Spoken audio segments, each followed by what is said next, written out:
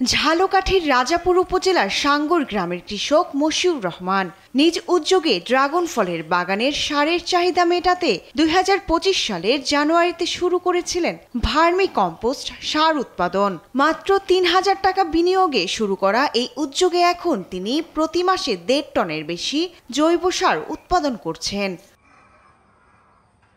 এই সার উৎপাদনে ব্যবহার করছেন কেঁচো, গরুর গোবর, শুকনো পাতা আর কৃষিজ বর্জ্য।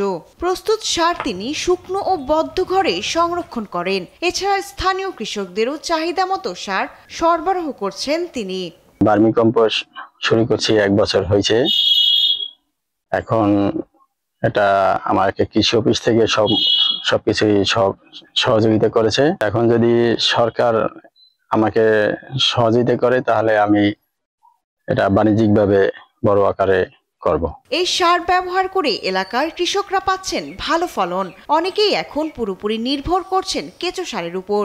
মশিউর কাকা এই প্রজেক্টটি ক্ষুদ্রভাবে শুরু করেছেন এবং তিনি এলাকার কৃষক যারা আছেন, গরিব কৃষক, তাদেরকে বিনামূল্যে সার প্রদান করতেছেন। সরকার যদি এই মশিউর চাচার দিকে একটু বাণিজ্যিক আকারে সারটা উৎপাদন করার জন্য সহযোগিতা করে তাইলে আমরা কৃষকরা অনেক উপকৃত হব, কম দামে কিনতে পারবো। উপজেলা কৃষি অফিসের পক্ষ থেকে সবসময় মশিউরকে পরামর্শ ও সহায়তা দিয়ে যাচ্ছে বলে জানালেন উপজেলা কৃষি কর্মকর্তা। তাকে আমরা প্রশিক্ষণও দিয়েছি।